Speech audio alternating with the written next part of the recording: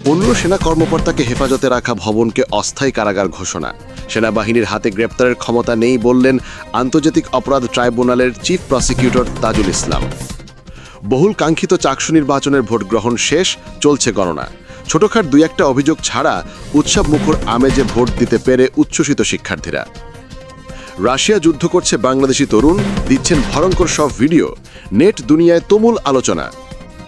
জুলাই জাতীয় সনদ বাস্তবায়নের ইস্যুতে রাজনৈতিক মতভিন্নতা চরমে, সংকট সমাধানের সন্ধ্যায় আবারও শীর্ষ নেতাদের সঙ্গে অতি জরুরি বৈঠক ঐক্যমত্য কমিশনের, আসতে পারে চূড়ান্ত সিদ্ধান্ত।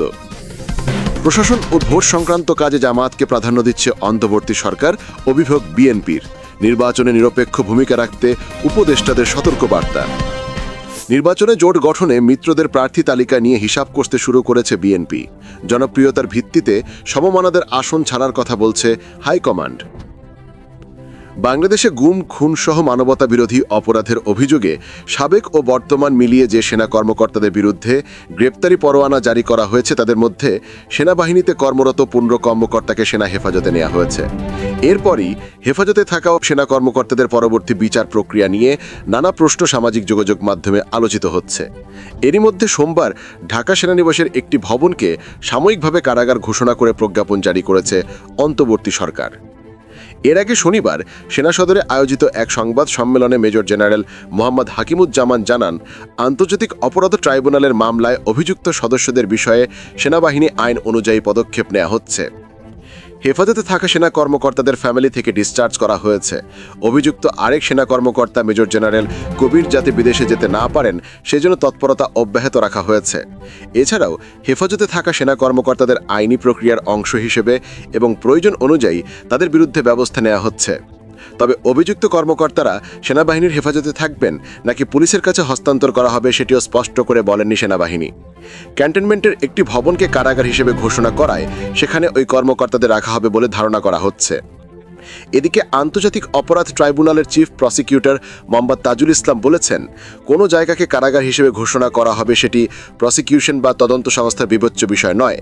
আমাদের বিবেচ্য বিষয় হলো আইন অনুযায়ী কাজটা করতে হবে। আসামিকে গ্রেপ্তার করে আদালতে আনতে হবে। আদালতে আনার পর আদালত যদি অর্ডার দিয়ে বলেন কারাগারে পাঠান, তখন কারাগার বলতে সেটি কেন্দ্রীয় কারাগারও হতে পারে, সেটি জাতীয় সংসদ ভবনের মধ্যেও হতে পারে, এমপি হোস্টেলও হতে পারে, বা অন্য কোনো জায়গাকেও যদি সরকার কারাগার ঘোষণা করেন সেই জায়গাও পাঠানো যেতে পারে। আইন শৃঙ্খলা রক্ষাকারী বাহিনী মানি পুলিশ। উল্লেখ করে তাজুল ইসলাম বলেন, সেনাবাহিনীর হাতে গ্রেপ্তারের ক্ষমতা নেই। দীর্ঘ ৩৬ বছর পর চট্টগ্রাম বিশ্ববিদ্যালয় কেন্দ্রীয় ছাত্র সংসদ ও হল সংসদ নির্বাচন বুধবার অনুষ্ঠিত হয়। ছাত্র জনতার অভ্যুত্থানের মধ্য দিয়ে প্রথম নির্বাচনী আয়োজন এটি। ইতিমধ্যে শুরু হয়েছে ভোট গণনার প্রক্রিয়া। বুধবার সকাল ৯টা থেকে ভোট গ্রহণ শুরু হয়ে চলে বিকাল ৪টে পর্যন্ত। চাকসুতে এবার মোট ভোটার সংখ্যা ২৭,৫১৭। ভোট গ্রহণ অনুষ্ঠিত হয়েছে ৫টি অনুষদে, ১৫টি হলের জন্য নির্ধারিত ১৫টি কেন্দ্রে। মোট ৭টি কক্ষে ৬৮৯টি বুথে ভোট গ্রহণ অনুষ্ঠিত হচ্ছে। নির্বাচন কমিশনের তথ্য অনুযায়ী এবারে নির্বাচনে কেন্দ্রীয় ও হল সংসদ মিলিয়ে ৯০৮ জন প্রার্থী প্রতিদ্বন্দ্বিতা করছেন। এর মধ্যে কেন্দ্রীয় সংসদে ১৩টি প্যানেল ও স্বতন্ত্র প্রার্থী মিলিয়ে ৪১৫ জন এবং হল ও হোস্টেল সংসদে ৪৯৩ জন প্রার্থী। উৎসব মুখর পরিবেশে নির্বাচন অনুষ্ঠিত হলেও অভিযোগ করেছেন প্রার্থীরা, ছাত্র শিবির, ছাত্রদল, ছাত্র ইউনিয়ন, ছাত্র ফ্রন্টের প্রার্থীরা অমোচনীয় কালি, প্রিজাইডিং অফিসারের সই ছাড়া ব্যালট বক্স কেন্দ্রে নেয়া ও বুথে একইভাবে ব্যালট পেপার দেয়া ও কেন্দ্রে বহিরাগত প্রবেশ নিয়ে বিভিন্ন অভিযোগ করেন। ভোট গ্রহণের শেষ মুহূর্তে বাণিজ্য অনুষদ ভবনে লাইনে দাঁড়ানো ভোটারদের মাঝে প্রচারের টোকেন বিলি নিয়ে উত্তেজনা ও হাতাহাতি হয়। অন্যদিকে ভোট গ্রহণ শেষ হওয়ার পর বিশ্ব ইনসানিয়াত বিপ্লব স্টুডেন্ট ফ্রন্ট সমর্থিত revolution for the state of humanity panel vote বর্জনের ঘোষণা দিয়েছে। বিকেল ৫টায় চাকসু ভবনের সামনে এক সংবাদ সম্মেলনে ভোট বর্জনের ঘোষণা দেয় প্যানেলটির ভিপি প্রার্থী কেফায়েতুল্লাহ। সংবাদ সম্মেলনে কেফায়েতুল্লাহ বলেন, আমরা নির্বাচনের অসঙ্গতি নিয়ে নির্বাচন কমিশনে ১৪টি অভিযোগ জমা দিয়েছি।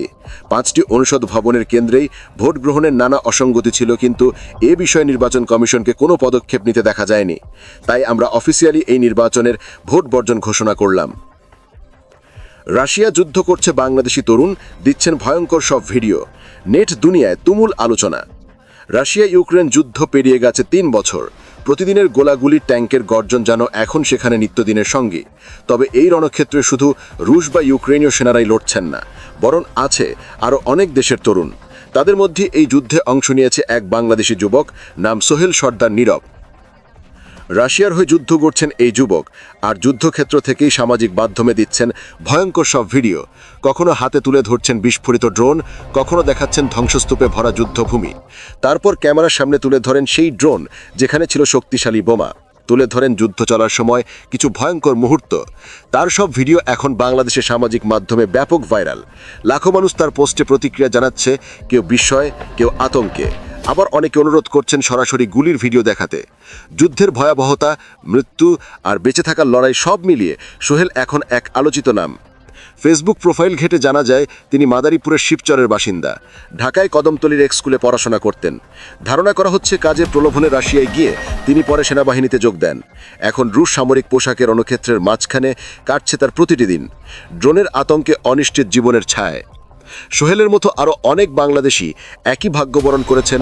কাজের প্রতিশ্রুতি দিয়ে রাশিয়া নেওয়ার পর জোরপূর্বক সেনাবাহিনীতে পাঠানো অভিযোগ উঠেছে একাধিক রিক্রুটিং এজেন্সির বিরুদ্ধে। কেউ নিখোঁজ, কেউ নিহত, যেমন চট্টগ্রামের অমিত বড়ুয়া, সাভারের আশিকুর রহমান কিংবা চাঁদপুরের নাসির আহমেদ, যাদের গল্প শেষ হয়েছে ইউক্রেনের রণক্ষেত্রে।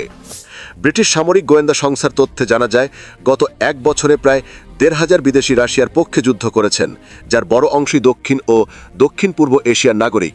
তাদের মধ্যে উল্লেখযোগ্য সংখ্যায় রয়েছে বাংলাদেশি যুবক সমাজ। যুদ্ধের মাঝখানেই তরুণদের জীবন এখন এক অবিরাম দুঃস্বপ্ন। কেউ ক্যামেরায় যুদ্ধ দেখাচ্ছে, কেউ আর কখনো ফিরছেন না। সোহেলের ভিডিওগুলো তাই শুধু ভাইরাল কন্টেন্ট নয়, তা হয়ে উঠেছে রাশিয়া যুদ্ধের ভেতর বাংলাদেশিদের করুণ বাস্তবতার প্রতিচ্ছবি।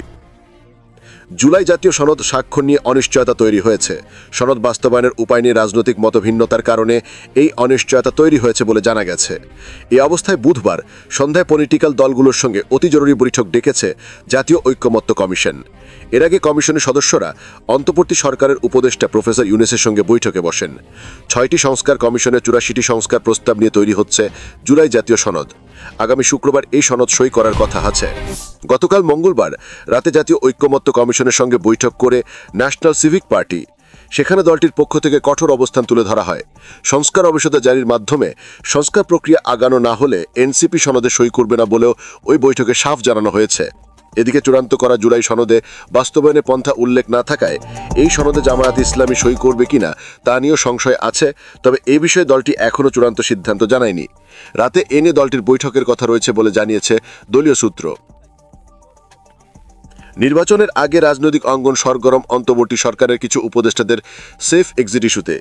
এজন্য বিশেষ দলের সঙ্গে সম্পর্ক ভালো রাখার অভিযোগ তুলেছেন জাতীয় নাগরিক পার্টির নেতারা।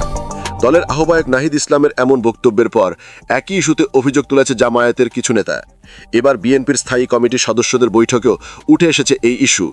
অন্তর্বর্তী সরকারের নিরপেক্ষতা নিয়ে প্রশ্ন তুলেছে দলের হাইকমান্ড। সোমবার রাতে বিএনপি স্থায়ী কমিটির বৈঠকে এ নিয়ে উদ্বেগ প্রকাশ করেন নেতারা। বৈঠকে সিদ্ধান্ত হয়, প্রধান উপদেষ্টা ডক্টর ইউনূস দেশে ফিরলে এ নিয়ে তার সঙ্গে সাক্ষাৎ করবেন তারা। পাশাপাশি ২-১ দিনের মধ্যে স্থায়ী কমিটির সদস্য ডক্টর আব্দুল মঈন খানের নেতৃত্বে নির্বাচন কমিশনে যাবেন দলটির একটি প্রতিনিধি দল। সেখানে এই বিষয়গুলো প্রধান উপদেষ্টা ও কমিশনকে অবহিত করার পাশাপাশি প্রয়োজনীয় পদক্ষেপ নেওয়ার আহ্বানও জানাবেন। লন্ডন থেকে ভার্চুয়ালি যুক্ত হয়ে বৈঠকের সভাপতিত্ব করেন বিএনপির ভারপ্রাপ্ত চেয়ারম্যান তারেক রহমান। নাম প্রকাশে অনিচ্ছুক বিএনপি স্থায়ী কমিটির একজন নেতা জনযুগান্তরকে বলেন, কিছু কিছু উপদেষ্টার বক্তব্য, তৎপরতা ও কার্যক্রম সরকারের নিরপেক্ষতাকে ক্ষুণ্ণ করছে। প্রশাসনের গুরুত্বপূর্ণ পদের পদায়ন নিয়ে কিছু উপদেষ্টা পক্ষপাতমূলক আচরণ করছেন, বিশেষ করে জামায়াতের ইসলামীর পক্ষে কাজ করছেন। এছাড়া নির্বাচন সামনে রেখে মাঠ পর্যায়ে ভোট গ্রহণ কর্মকর্তার যে প্যানেল প্রস্তুত করা হচ্ছে, সেখানেও জামায়াত ইসলামী লোকদের প্রাধান্য দেওয়া হচ্ছে বলে তথ্য আছে বিএনপির। বিএনপি স্থায়ী কমিটির নেতাদের অভিমত, সারা দেশে ভোট গ্রহণ কর্মকর্তা যে প্যানেল প্রস্তুত করা হচ্ছে সেটির অধিকাংশ কর্মকর্তা ছাত্র জীবনে ছাত্র শিবির এবং বর্তমানে জামায়াতপন্থী। এমনটা হলে নির্বাচনে তারা একটি বিশেষ দলকে বিজয়ী করতে ভূমিকা রাখতে পারেন। তাই নির্বাচন প্রশ্নবিদ্ধ হবে। তাই সতর্কভাবে নিরপেক্ষ ব্যক্তিদের দিয়ে যাতে এই তালিকা প্রণয়ন করা হয়, সে ব্যাপারে নির্বাচন কমিশনকে কার্যকর পদক্ষেপ নিতে হবে বলেও মনে করেন বিএনপির নেতারা। নির্বাচন সামনে রেখে শেষ সময়ের প্রস্তুতিতে ব্যস্ত বিএনপি। এরই মধ্যে প্রার্থী বাছাই শেষে মিত্রদের দিকে নজর দলটির। এখন পর্যন্ত বেশ কয়েকটি আসনের জন্য বিএনপিকে প্রার্থীর তালিকা দিয়েছে শরিক দলগুলো। এই প্রার্থীদের জনপ্রিয়তার ভিত্তিতে সমমনাদের আসন ছাড়ার কথা বলছে হাইকমান্ড। বিএনপি সূত্রে জানা গেছে, শেখ হাসিনা সরকারের বিরুদ্ধে যুগপৎ আন্দোলনে দুটি শরিক জোট বিএনপির কাছে ৩০ জনের প্রার্থী তালিকা দিয়েছে। এর মধ্যে জাতীয় পার্টি কাজী জাফর অংশে মোস্তাফা জামাল হায়দারের নেতৃত্বে ১২টি দলীয় জোট ২১টি এবং national People's party chairman Fariduzzaman ফরহাদের নেতৃত্বে জাতীয়তাবাদী সমমনা জোট ৯টি আসনে তালিকা দিয়েছে। এছাড়া অলি আহমেদের লিবারেল ডেমোক্রেটিক পার্টি ৪০টি, বাংলাদেশ জাতীয়তাবাদী পার্টি ৫টি, সুব্রত চৌধুরীর গণফোরাম ১৫টি এবং বাংলাদেশ লেবার পার্টি ৬টি এবং ববি হাজাজের নেতৃত্বে জাতীয়তাবাদী গণতান্ত্রিক আন্দোলন ১০টি আসনে মনোনয়ন চেয়ে তালিকা জমা দিয়েছে। এ বিষয়ে বিএনপি স্থায়ী কমিটির সদস্য সালাহউদ্দিন আহমেদ বলেন, গণমঞ্চ ছাড়া শরিক দলগুলো তাদের প্রার্থী তালিকা দিয়েছে, এখন এলাকায় জরিপ করে দেখা যাচ্ছে কাদের মনোনয়ন দিলে তারা জিতে আসতে পারবেন। বিএনপি নীতি নির্ধারণী নেতাদের কথা বলে জানা যায়, যুগপৎ আন্দোলনের মিত্র দলগুলোর শীর্ষ নেতারাই অনেকে মনোনয়ন বিবেচনায় রয়েছেন। এর মধ্যে নাগরিক ঐক্যের প্রচারপতি মাহমুদুর রহমান মান্নার জন্য ঢাকা ১৮ আসনে কথা ভাবছে বিএনপি, যদিও মান্না নিজে বগুড়া ২ আসনে নির্বাচন করতে আগ্রহী। এ বিষয়ে মাহমুদুর রহমান মান্না গণমাধ্যমকে বলেন, কেন্দ্রীয় নেতারা ঢাকায় নির্বাচন করতে স্বাচ্ছন্দ্য বোধ করেন, কিন্তু ঢাকায় নির্বাচন করতে যে টাকা লাগে তা তার নেই, আবার এলাকায় নির্বাচন